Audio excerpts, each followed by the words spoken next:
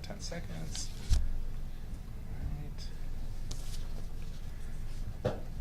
Hey everybody, welcome to Facebook Live. We're in the TV Guide magazine offices in Los Angeles. We're here with Ryan Phillippe. Good morning, good afternoon. Whose new show, Shooter, premieres next week. Finally, it's here. 6 days away. That's exciting. I'm very excited. Premieres November 15th on USA Network. I've seen several episodes. It's such a good show. But real quick, I'm Jim Halterman. I'm the West Coast Bureau Chief for TV Guide magazine. This, of course, is Ryan Phillippe. I have a bunch of questions here for Ryan, but definitely send in your questions too, because we're going to have them for a few minutes, and we'll have your questions come in. And make them interesting. And if you haven't noticed, Ryan is also on the cover of the latest TV Guide magazine. It's on newsstands now. It's a great interview there with him.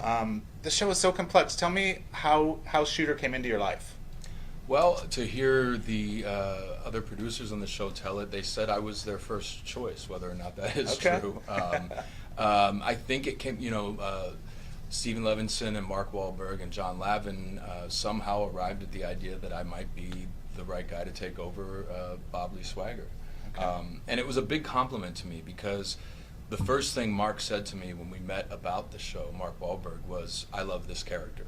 And so the fact that he had a personal connection and some ownership of it, but was willing to sort of pass the baton to me, meant a lot. Yeah, what were some of those conversations like with Mark? Because he, of course, played the role in the movie, and you're taking it, I think, in your own direction, really, just because it's television and everything. But what were those conversations like about playing the character? Well, you're also absolutely right about the own direction thing too, because that's the sense that I got from Mark pretty immediately, was that he wanted me to make this character my own. Firstly, Bob Lee Swagger in the original book, Point of Impact, which Shooter, the movie and the series is based on, was a veteran of the Vietnam theater. And then in Mark's movie, his character was a veteran of the First Gulf War. And now we've updated our Bob Lee for Afghanistan and Iraq and the more recent current events. And in that way, we also made a lot of adjustments to the story. That there's a framework that we follow that's similar to the book and the movie, but there's tons of surprises and a lot of differences. Yeah, what surprised me the most is knowing the title of the show. I wasn't really sure what the angle was of the show, just knowing it's called Shooter. But then you get a sense pretty quickly that it isn't about guns. It's really about Bob Lee's journey. It absolutely is. It's about a veteran, a family man, a guy who's begun to live a peaceful life with his wife and daughter, and removed himself from his past, and he's drawn back in by virtue of, or by way of, this conspiracy, and then has to kind of re-enter a new battle for his own freedom and his own life and his family's safety. And I think those are sort of the primary emotional beats of our show. Okay, now if I remember right, in the movie, Bob Lee didn't have a family. He was kind of very much a sole figure. But in this, he has a wife, has a child.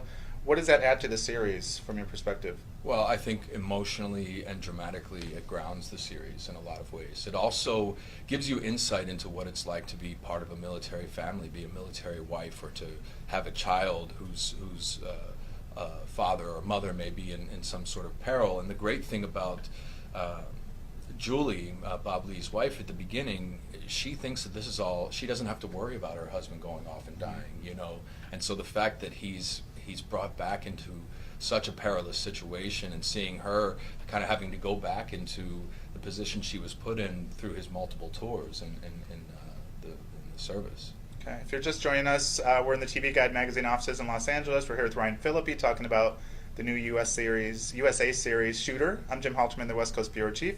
Welcome your questions, so send them in, and so we've got Ryan right here waiting for questions. It's already been talked about a lot that you're doing your own stunts in this. I am. Which, just from the first episode, I can't believe you're doing your own stunts. But talk about the choice to do that, because I know a lot of times they don't want you to do any of the stunts because they want you to be safe. But absolutely, yeah. No, there were a lot of insurance hurdles for us to get through with the studio. But I from the very beginning, when I sat down with John Lavin and Mark and Levinson, I said that I wanted to do all of my own stunts and have that be a calling card of the show.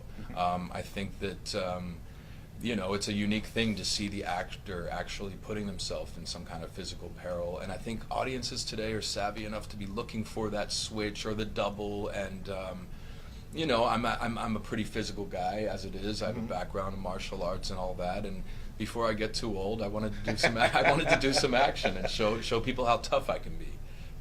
Now, which stunt, whether it's in the pilot or the series, did you really like look back and go, I can't believe I just did that? There's a couple, Okay. but the 4-story jump off the building in the pilot. I mean, the stunt crew I worked with on to do that sequence said that it was the highest they've ever seen an actor, a non-stunt person, do a fall. And I'll tell you, Jim, I had to do it 5 times on a rehearsal day for Paramount to sign off on my doing it, and so then I had to do it another 5 times on the shooting day. So all 10 times when I got to that precipice, my palms are sweaty. Your brain is telling you not to do it. Your brain thinks you're about to commit suicide. There's nothing down below. There's no mattress. There's no pad. I'm on a descending cable, and man, I was happy when they said we got it. And also, I was the one that lobbied to be the guy jumping off. Okay. And so you're not going to back out, right? And all the crew is watching. But there was a great relief when we knew we had the sequence. So That's amazing. Well, we do have our first question. In the show, we do see you both in the present day and in flashbacks. We see you with a lot of different artillery. In the war. Talk about just being trained with that, and are they real guns that you're shooting with when you're actually filming the scenes? Absolutely, they're all real guns, but they're always blanks, different size loads depending on what effect you're going for in a specific sequence. But I trained pretty extensively, not only with Steve Siepker, who is a former Marine Special Ops sniper, and he's also the technical advisor on the show. But I was also trained by the chief of the sniper school at Camp Pendleton, the Marine base. And there's a story in the TV Guide article that I'm very proud of, that our showrunner John Lavin tells, that on my second shot at a 12-inch target from almost 900 yards away, I hit it. And the Marines were pretty impressed, and so I was proud of that. I'm guessing there are guys that trained for a long time to be able to do that. Was it just something that you came to naturally? I think it did. It did come to me naturally. I think shooting, like target shooting, comes to me pretty naturally. But I focused on the technique. The technique is so important. It's your heartbeat can throw off the accuracy of the shot at that distance. Literally, your heartbeat. So the breathing, that you have to get into this very sort of Zen, meditative headspace to accurately hit something that far away. One thing I thought was really cool, especially in the pilot, is they show kind of what Bob Lee goes through mentally when he's trying to figure out just different things about how you would shoot from a far distance. Yeah, those calculations. Yeah. There's a beautiful mind element to it, where you see, a sniper has to take into account elevation, temperature, windage, all of these things. And so at certain points in our show throughout the season, we called it sniper vision, where you'll see through Bob Lee's eyes how he's assessing a particular environment or a threat. Okay. Wow. I love the cast that you're assembled with on the show. So do I, man. They're amazing. Talk about, especially when you're launching a new show, you guys have to create some connections pretty quick. You and Chantel, who plays your wife, you have to, and then you have different relationships with Omar's character. Talk about how you guys try and do that in a short amount of time when you're shooting. Well, it's a good question. I mean, the first answer that comes to mind for me is professionalism. I mean, Omar and I are kind of two parts of the same whole. We're very similar in personality. Okay. We've been in this business a long time at our ages, and we show up ready and on time, and have a great deal of mutual respect for each other. So that's a big plus and a big help. And beyond that, we had a project that people were excited to be a part of in terms of the actors, and we didn't have any attitudes or divas, and there was no behavior, and that's a credit also to John Lavin, and to a lesser extent, I guess, myself. It's like the people who are most heavily involved really do set the tone for how how the shoot goes and what everyone's experience is. And it was very important to both John Lavin and myself that we all have a good time making the show, and I think it comes through in the final product. Okay. We're here in the TV Guide offices with Ryan Phillippe. He's right here. I'm Jim Halterman, the West Coast Bureau Chief. We're getting some questions in, so keep them coming. One of the questions we got was it easy or difficult to play a character that was already in a film? Something you maybe could look at to either research or try and stay away from, so you could do your own thing? What were the challenges in that? I tried to free myself of that to some degree, respecting and enjoying the movie and the books as well. I think we really wanted to modernize Bob Lee. We love this character and what he represents as a veteran, as an American hero, as a man, and so, there are remakes. The Shakespeare said there's only so many stories. There are remakes of every kind. I don't consider this a remake. I consider this a new telling of a story about this. It's in some ways like an origin story. Although Bob Lee's not a superhero, we see him come back into his abilities and his skills over the course of the season. And so that's something that really appealed to me most. And that was a way for me to build this guy brand new. Okay, talk about your personal connection to this. We talked about this a little bit last week we had a TV Guide cover party last week for the magazine and for the show, and we talked a little bit about you have a personal connection to vets and this whole story. You're wearing the T-shirt today. Yeah. Talk about that a little bit. I come from a very military family. My grandfathers both fought in World War II. And were relatively decorated. My dad was in the Navy during Vietnam. My uncles were in the Army during Vietnam. So that was the environment I grew up in, and so when I started to have the opportunity to be a part of military-themed projects, it does have an extra weight and an extra importance to me and for me to pay tribute and do honor and to get it right, and I work with an organization called Got Your Six, which is all about how veterans are presented in media and how that can have a positive or negative effect in their own communities. And oftentimes you see the Teflon veteran who's bulletproof, or you see the down and out homeless guy who needs a hand. Yeah. And you want to find something that kind of resides somewhere in the middle. Bob Lee is human and feels, but he's got this set of skills because he was trained by the Marines. Wow. For people that want to know more about Got Your Six, is there a website? Where can they go to find out more? Go to gotyoursix.org. Okay, cool. How much was in your head, like with every episode you were shooting? Was that something that was just a part of this character and you playing him? To some extent, yes, because of the experience I have making the movie with Clint Eastwood about Iwo Jima and working with Kimberly Pierce on Stop Loss. But also, we had a lot of vets working on our crew. And so that, which was a great asset for me as an actor playing Bob Lee, but also for the actual project in totality, because it added that resonance. And when you have Marines on your crew, you're going to make sure you do justice when you're making the show, right? Yeah. What were some unique challenges of this character that you hadn't faced in other parts that you played? I think the physical stuff, man. Okay. It's like I've been an actor for so long now that there's a lot of that is coming somewhat second nature, but this was a very physical shoot for me, and I knew it going in. Having asked to do all of my own stunts, I considered it like a football season, and that I'd be banged up and I'd heal when it was all finished. But I'm no spring chick, It's like you don't recover as quick as you used to in your 20s and 30s, and so that was probably the biggest challenge, but it's one I invited, Okay, all right. We're here with Ryan Phillippe talking about Shooter, the USA series that premieres next Tuesday night. Send in your questions. We've got them for a few more minutes. And you were talking about your career. I first saw you on One Life to Live. Yeah. When you were playing, it was Billy? I played Billy Douglas. I remember that very well. You were pretty young when you did that. I was 17. Yeah, so was acting kind of always the plan, or did you have a plan B, what you wanted to do with your life?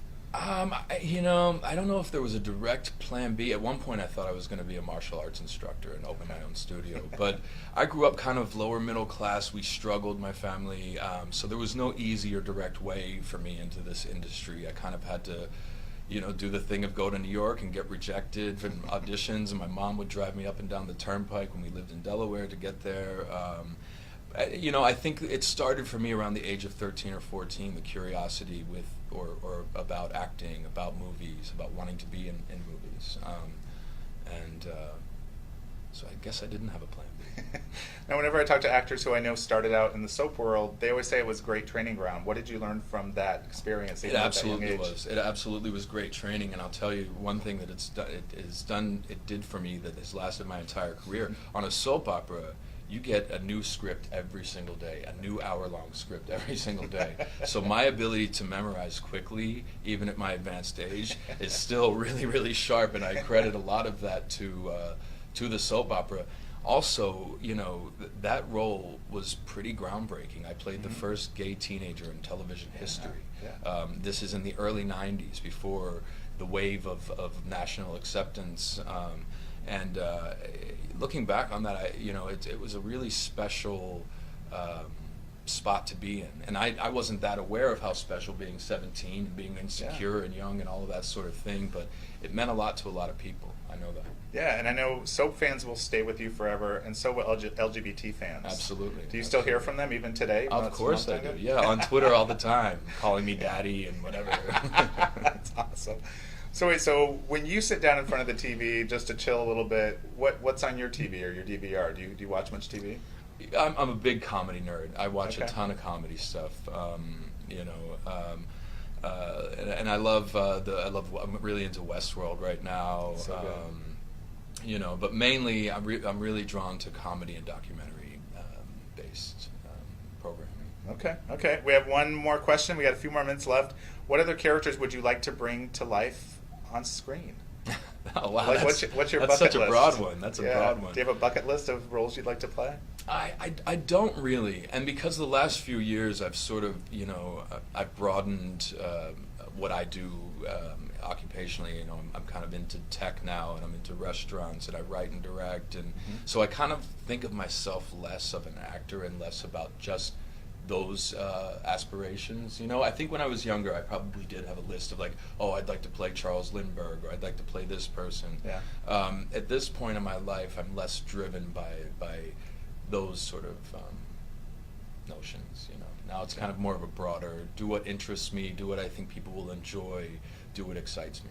Okay, because you do write and direct, how does that influence your actor mind? Because do they all operate independently, or do they all kind of feed off each other? They absolutely feed off each other, and the experience that I've had in my past working with Ridley Scott and Robert Altman and some of the other people I've mentioned, it just seemed to me, why wouldn't I use that knowledge? I've gone to the best film schools available, like by learning from and watching those guys.